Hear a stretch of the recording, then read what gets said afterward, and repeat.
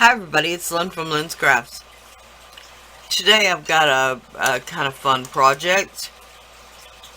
I've got this black Primo that I rolled out on a 4. Then I stamped it several times with this text stamp. Several times. Now I've got this apple cutter that I really want to use. So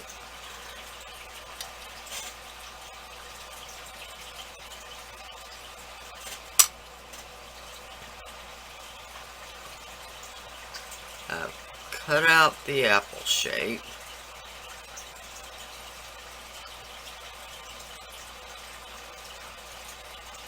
And I'll set that aside for later use.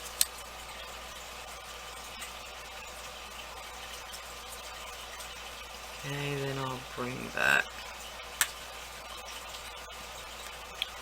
the apple. Alright. Now I'm gonna, I know better. I'm gonna take my craft knife. I don't know why I've got two and one right now. The blade is not, it's not polymerclay friendly. So what I'm going to do is I'm going to cut around the apple in an apple shape, leaving a good quarter-inch maybe. So excuse my head if you see the top of it.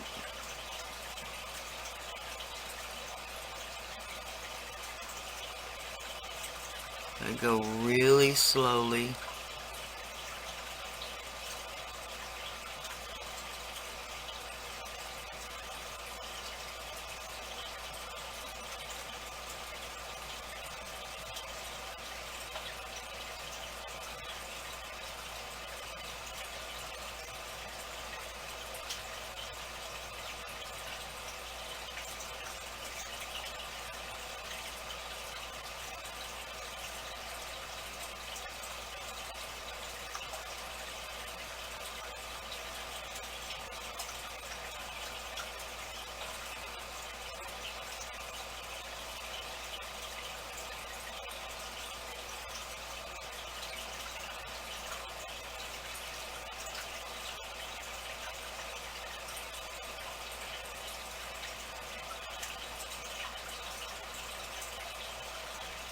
Sorry, I'm being so quiet when you gotta concentrate.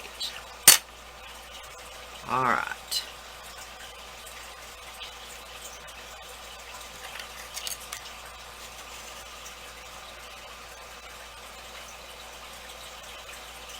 Now, I did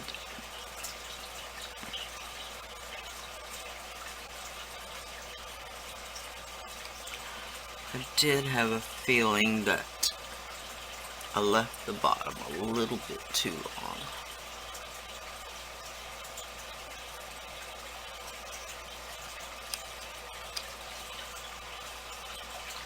Okay. Not bad. Now, probably should have done this before. I could probably see it a little better. But it's a good opportunity. I'm gonna pick this up. Well, I'm gonna release it with the clay blade. One of the things that I always tell you is when you do that, go fast. Don't start, then stop. You will misshape and you will deform your shape. So just a quick motion.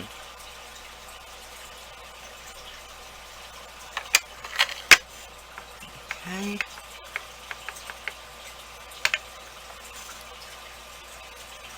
Now that looks pretty darn good.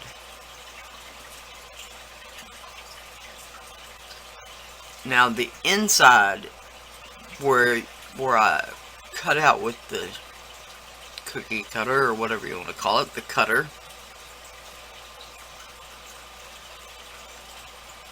that has a little bit more of a rounded edge. So that's just what I'm trying to duplicate here.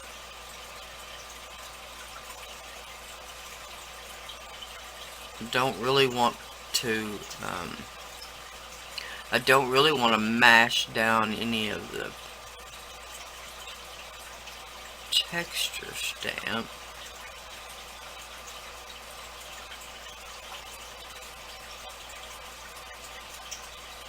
Okay, that's pretty good.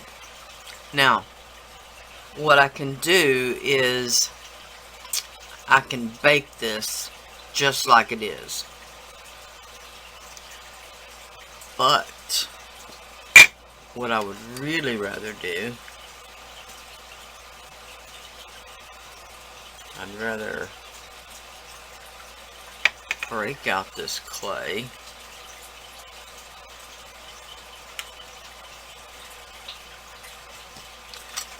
and just over here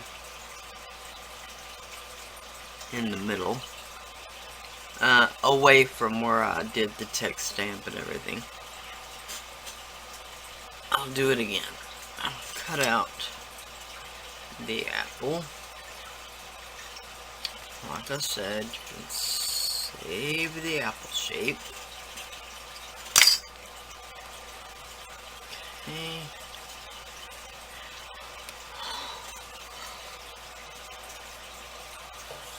Okay, now before I bake it, I've got just the tiniest little scrap. This is the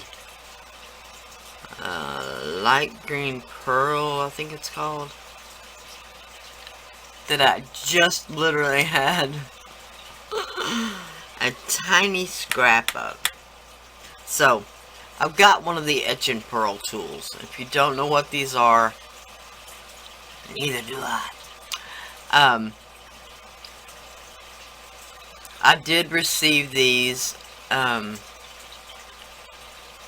what they are is, on one end, they've got an indention, a rounded, concave indention, so that when you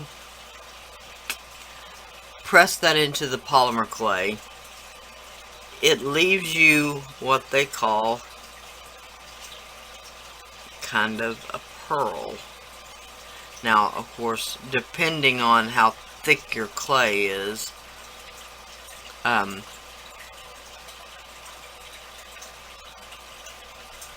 it will be a pearl, or it will just be a rounded little tiny circle.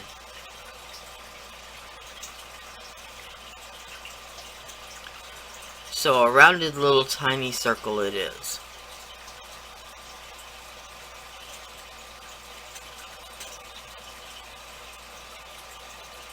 Whatever. For me, they don't work that well, but hey.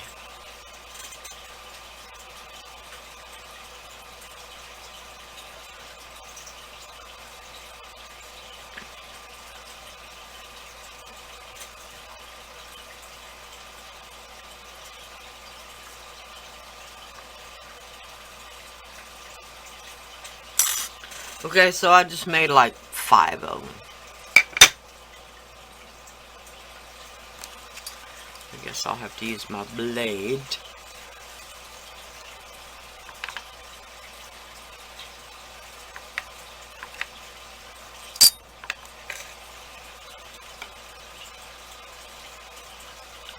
Okay.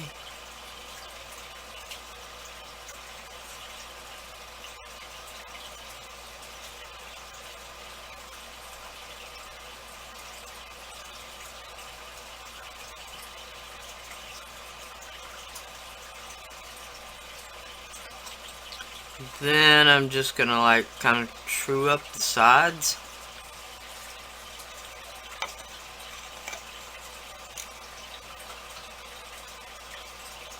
With what am I? My fingernails. You could use your craft knife blade or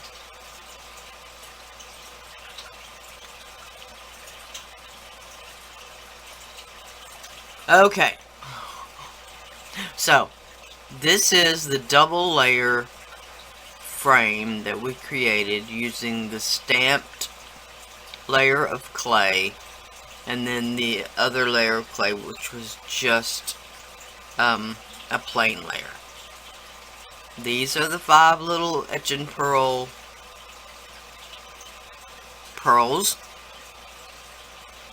and I am gonna give these a bake. But before I bake it, let me see.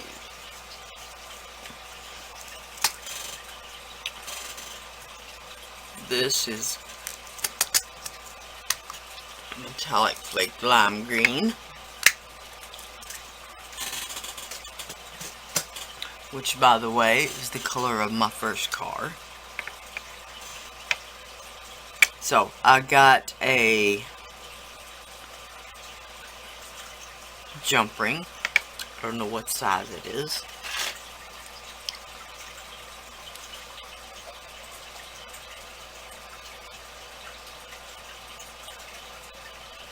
It is possibly a 4mm.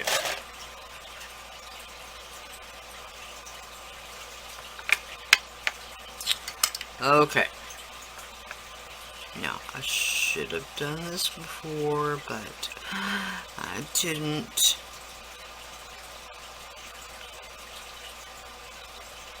Boy, this episode is all about don't do what I do.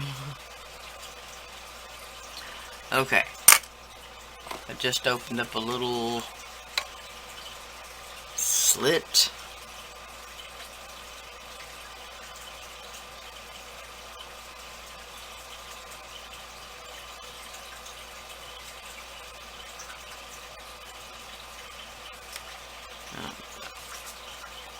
Put a little bacon bond, and then, boy, this is hard to show.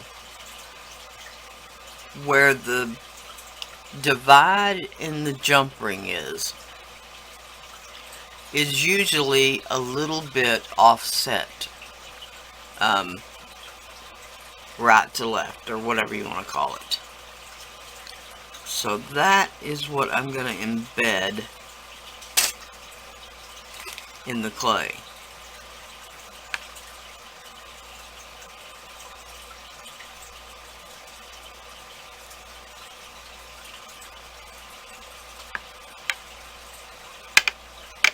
If I can.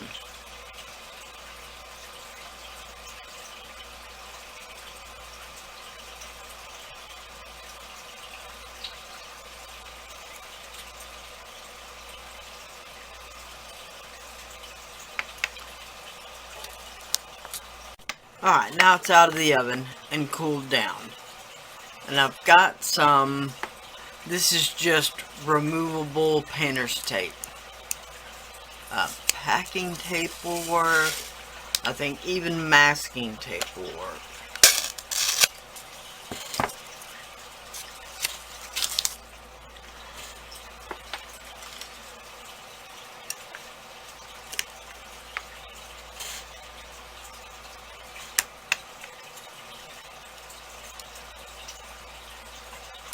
And a tiny little dots off.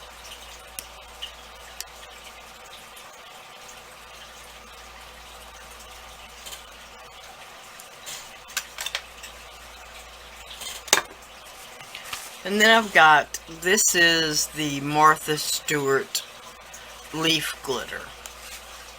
And the only reason it's called leaf glitter is because it's a bigger glitter.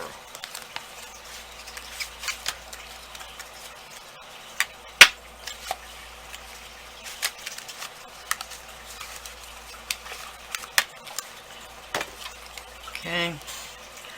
It's more like the size of a mica flake.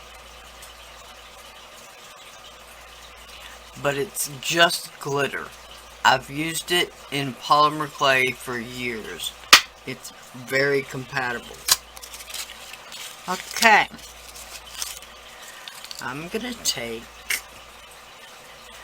the little frame we just made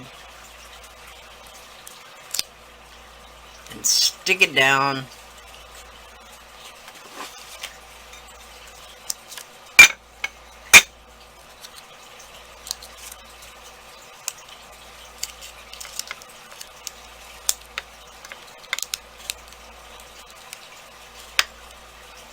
make sure that it's really stuck down.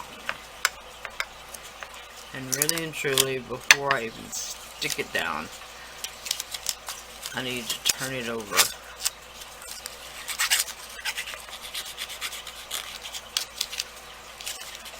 And really make sure it's burnished really well.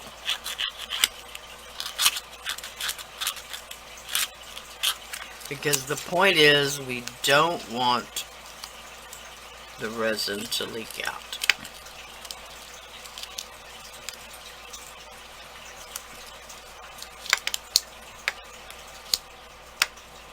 Okay, now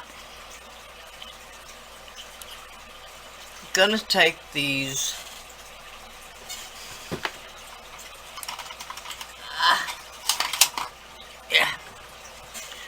these little dots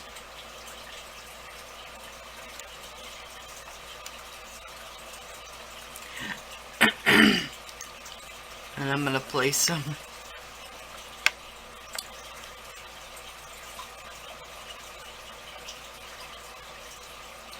face up in the frame. I'm just gonna place them randomly.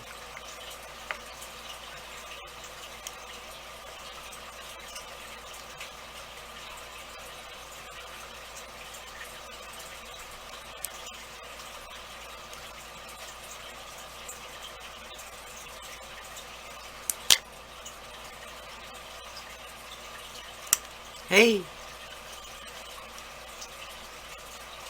Now, of course, some will be closer, some will be further away. Just a random little pattern. Then, I'm going to take a little bit of the glitter.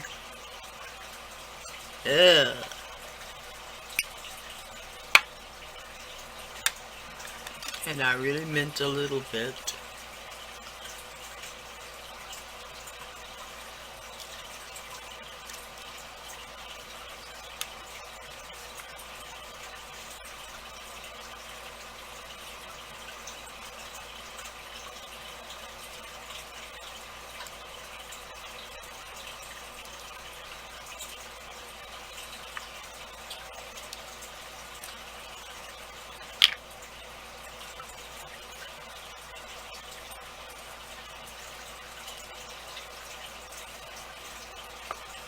Okay?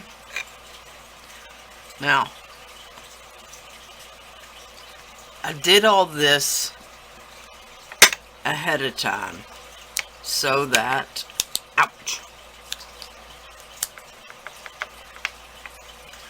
so that when you put the UV resin on, the light will still cure the resin. In other words, if I put the resin first and then tried to add all this, this would block the light from curing the resin.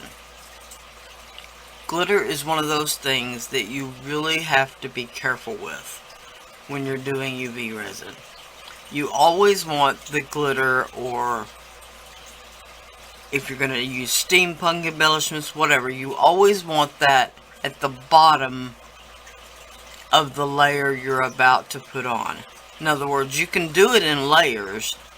You could put a layer of clear, then put your embellishments, then put another layer, and so on. But those bits need to be at the bottom of the layer in order for the light to get through the resin. Alright? Okay, so once again, I've got the UltraDome. There are the websites where you can purchase it for yourself. Like I always say, really and truly, this was like $12.99 and free shipping. it's a fantastic deal.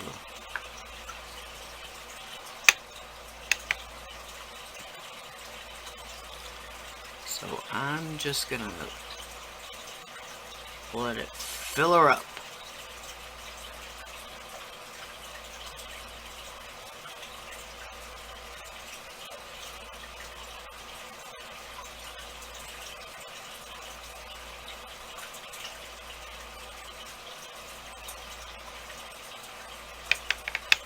Now I'm going to give it a quick look.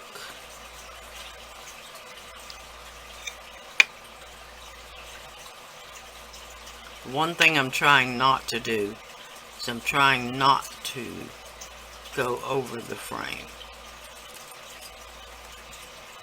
Oh dear, I'm getting to the bottom. But have no fear, I've got another one.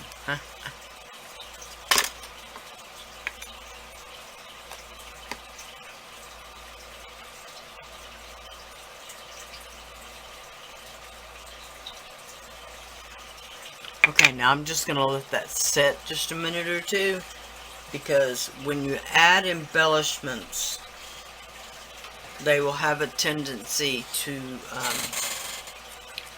let air out, and so then you'll wind up with bubbles. You'll think there are no bubbles, you'll put it under the light, when you get it out, there's bubbles.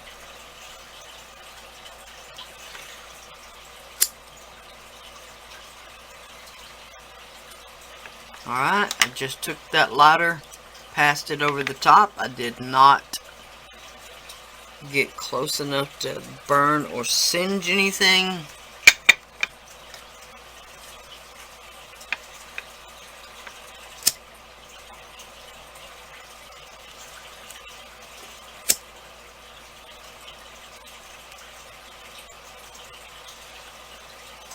Okay, so I'm going to put this under the UV light. It's a UV nail light, a 36 watt, cheapy, that will cure just about anything. I bought it off of eBay. I'll try to remember to put a link below.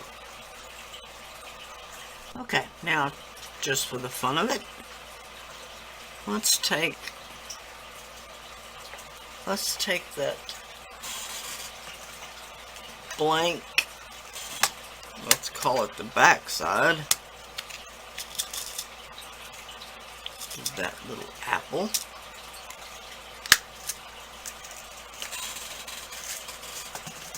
Got a couple of jump rings, and once again I'm going to use the bacon bond.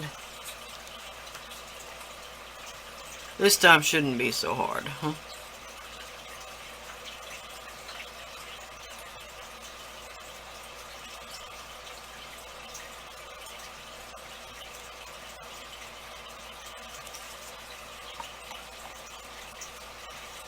Okay, and once again, I'm going to take where they open up, which on this one is right here, and I'll place that where it will be inside. Alright, going to do the same thing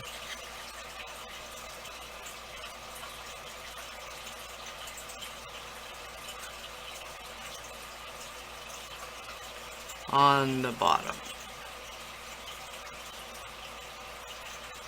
Okay.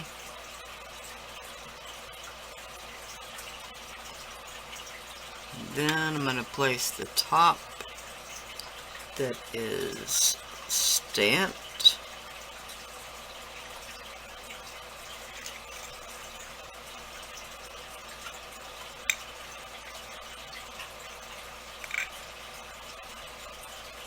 And I'm going to place that on top. Okay. Now, I just want to be sure that where those jump rings are, that clay meets all the way around it.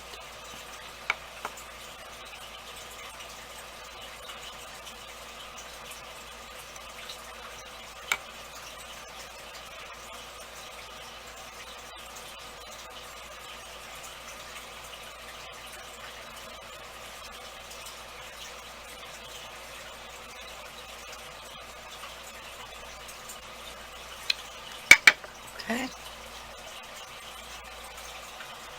Okay, here it is out from under the light. Now I'm going to carefully peel the tape off the back.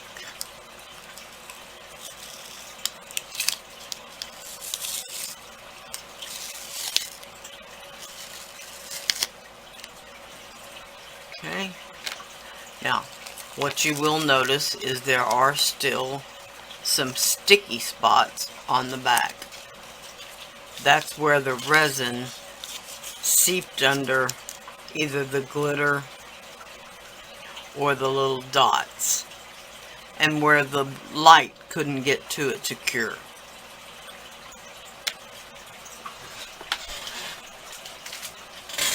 So I'm going to take the resin again, and as we all know, this is almost empty, so it really won't matter.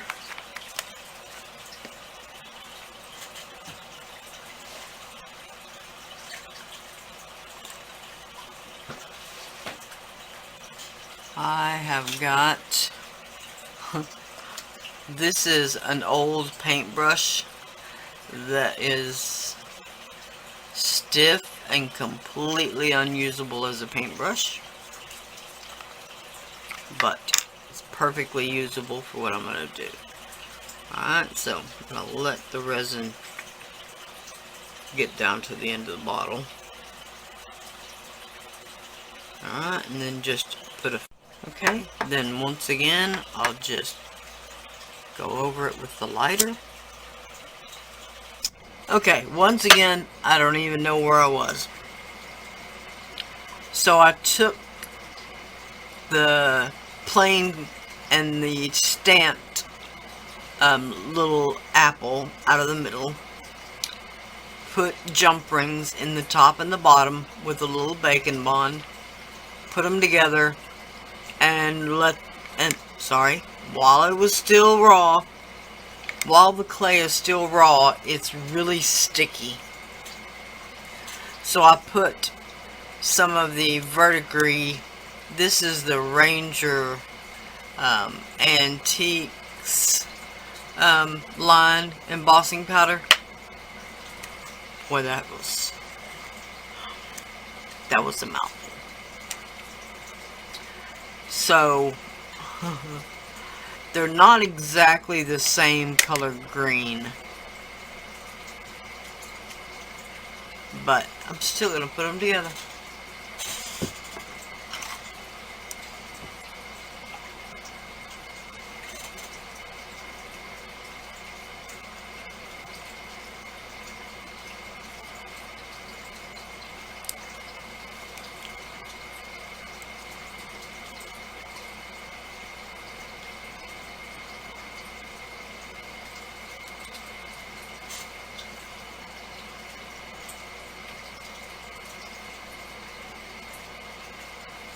Now, most of my jump rings, I wouldn't be able to just do this with my fingers, but this one in particular,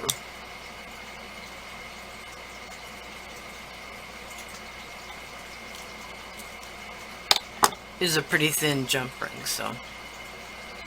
Alright. I love how those little specks have taken on a kind of two-toned look, like they've got a darker circle around the outside edge. Okay. So, please like, share, and subscribe. I'll have all the links listed below. I've got the links for my social media, my Amazon shop. I do have my Etsy shop listed below, although my Etsy shop is on vacation right now while I just update it a bit. Bye for now.